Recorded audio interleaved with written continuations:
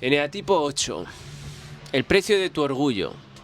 Así se titula el eneatipo, el episodio de Eneatipo hoy, que básicamente para mí es el eneatipo que suele estar en guerra con sí mismo. Yo lo que le tengo que decir al 8 normalmente, y últimamente me siento muy identificado con él, son las siguientes preguntas, porque además este tipo de terapias son como la mayéutica de Sócrates, ¿no? Con las preguntas uno llega a hacerse un camino interno para darse respuestas que solo uno mismo puede encontrar. Y yo al 8 le saldría, me viene por preguntarle: ¿eres fuerte o solo aprendiste a no confiar en nadie? Esa es principalmente la primera pregunta que le haría a un 8. Es una pregunta que te hace volver para atrás y que te hace un poco analizar en qué momento dejaste de confiar, en qué momento dejaste de ser niño. De ahí pasaría a decirle: ¿dominas o solo temes que te vuelvan a joder? Porque ya el carácter empieza a notar su poder, a esa fuerza, y que esa fuerza tiene resultado alrededor del mismo, y que gracias a eso domina las situaciones, pero no es más que miedo aplicado de esta manera, no es poder real. De ahí que yo luego le preguntaría: ¿qué escondes detrás de tu intensidad? ¿Cuál es el motivo por el que eres tan confrontativo y tan intenso? Es un perfil bastante difícil, porque siempre ha contado consigo mismo, no en los demás. Utiliza a los demás normalmente para hacer grupo, pero es el que controla el grupo, controla los tiempos, controla las decisiones, y él decide quién está dentro o fuera de ese grupo. Son, ya digo, son personas con mucha capacidad. De hecho, están hechos, el 8 y el 1 son los eneatipos que están ahí para controlar a los demás eneatipos que están debajo. En orden, en sentido de las agujas de un reloj, son los que son, digamos, los dos, son el policía y el militar, para dejar constancia un poco de cómo funciona. Luego están el lado emocional, que va desde el 2 hasta el 5, y luego del 6 para arriba hasta llegar al 7 son los mentales. Entonces tenemos esos tres aspectos, son como tres quesitos. El círculo está formado por los símbolos instintivos, que son el 8, el 9 y el 1. Los caracteres que van guiados por las emociones, los emotivos, y luego, pues como he dicho, los mentales. Por tanto, el 8, volvemos al 8, su miedo central es ser controlado, traicionado y vulnerado, como decía. Es un carácter que tiene que tener todo bajo control, porque obviamente sus emociones no las tiene y no sabe dejarlas ahí fuera para que alguien las toca, las descubre o las vea, porque es vulnerable en ese sentido. Su mecanismo de defensa suele, pues, ser el control, el exceso, el desafío, la negación de las emociones. Sin embargo, tiene potencialidades enormes, como decía, tiene una energía sexual elevada, además canalizada como poder, pero en realidad es una armadura, ¿sí? Vibra muy alto, pero quema relaciones. No suelen durar mucho sus relaciones con él, porque están basadas en el control. Oportunidades y salud por exceso de impulso no integrado es otra de las cosas que le suele formar parte de su vida. Ya digo, el eneatipo 8 es un carácter sin duda muy enigmático, que se hace notar mucho, no suele hacerse notar por bien, y todo lo contrario. Y sin embargo, en el trabajo da mucho de sí, porque es una persona que si está en su sitio, que es la administración, la ejecución, el poder ejecutivo, es brillante. El glitch del 8, para ir acabando, es principalmente lo que estaba diciendo, ¿no? Cree que la emoción le debilita. Prefiere parecer fuerte que ser verdadero. Y su mayor trauma, pues, como he dicho al inicio, fue traicionado cuando era vulnerable. Si tú me estás viendo y tú crees que esto que digo tiene que ver contigo, haz memoria, hazte estas preguntas y mira a ver si hubo en algún momento que tu infancia dejó de ser la que era en algún momento. Por las razones que sean, puede ser que tú seas un 8. Además, es siempre lo mismo, prefiere parecer fuerte que ser verdadero, o sea, que esconde sus patrones caracteriales por tener miedo a que los demás le vean débil. Y el resultado es que vive con la armadura puesta hasta cuando está solo, no se da ya ni cuenta de esa coraza que lleva encima. Así que bueno, un ejemplo brutal del diálogo interno del 8, porque luego el eneagrama te dice un poco, te hace ver cómo detectar quién eres en base a cómo te hablas a ti mismo, ¿no? Que esto es otra cosa que a mí me flipa de esta herramienta. Si no dominas, te dominan. Ya me veo yo al 8 delante de un espejo, ¿no? Diciendo, tío, como no estés haciendo esto, ya sabes lo que pasa. Te van a joder otra vez.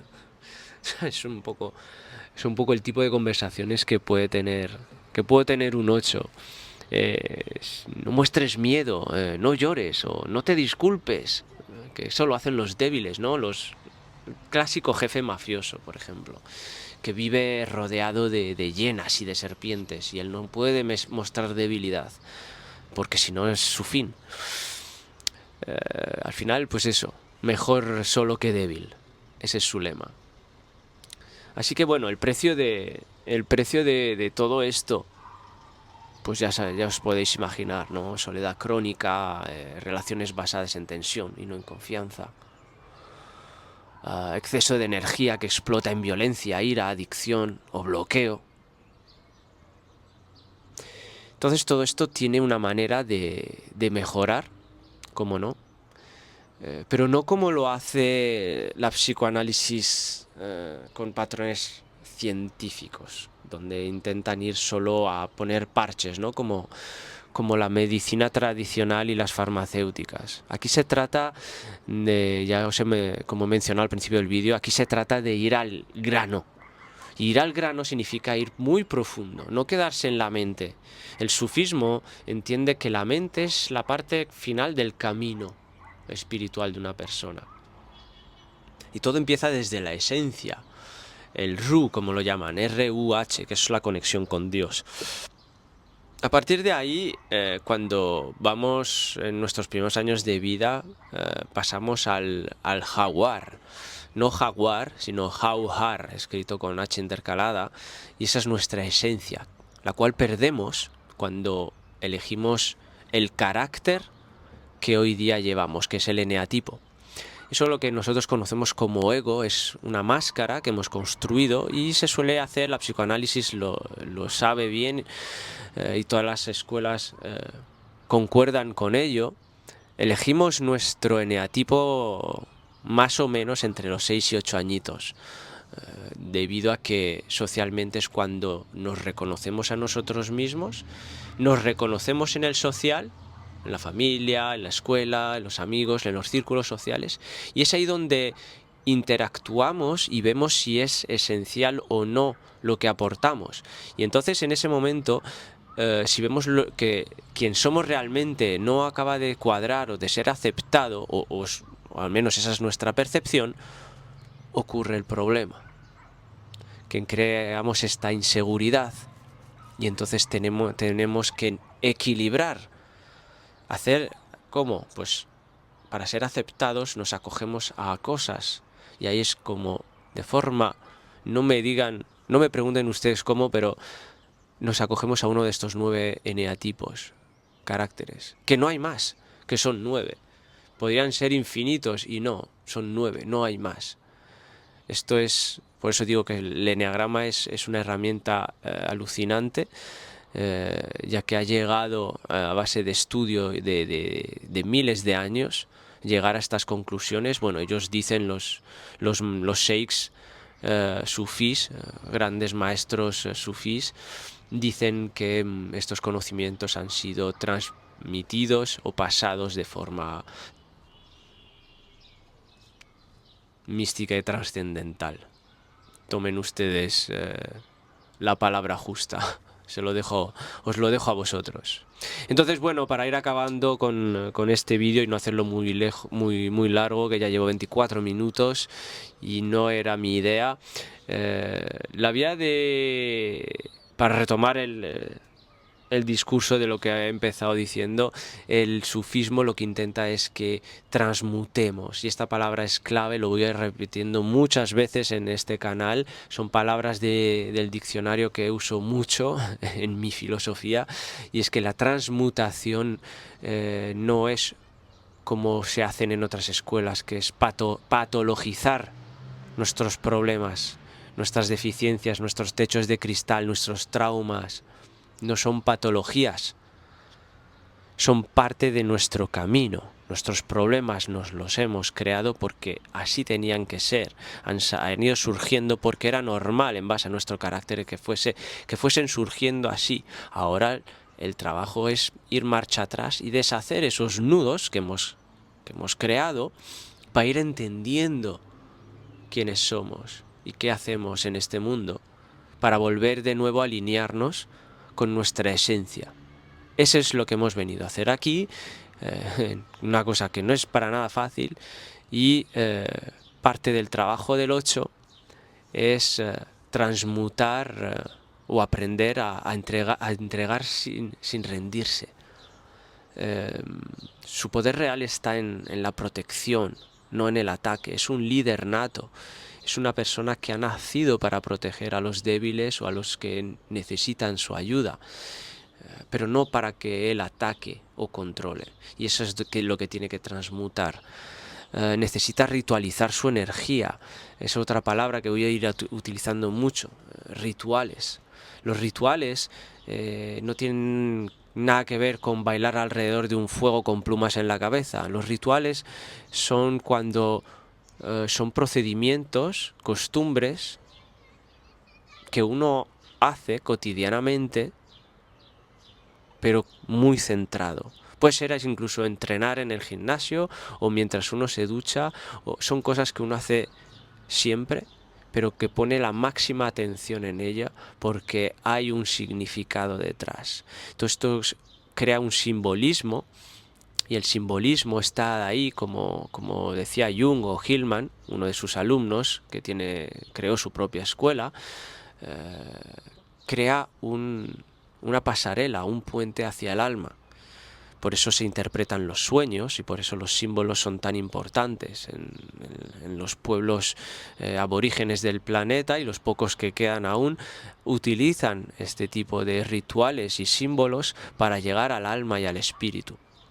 Y es muy importante. Nosotros en Occidente aún estamos descubriendo esta parte porque no hemos querido creer en ello. Nuestros ancestros, los pueblos originarios europeos, como pueden ser los celtas o los íberos en la península ibérica y muchos otros, sí que tenían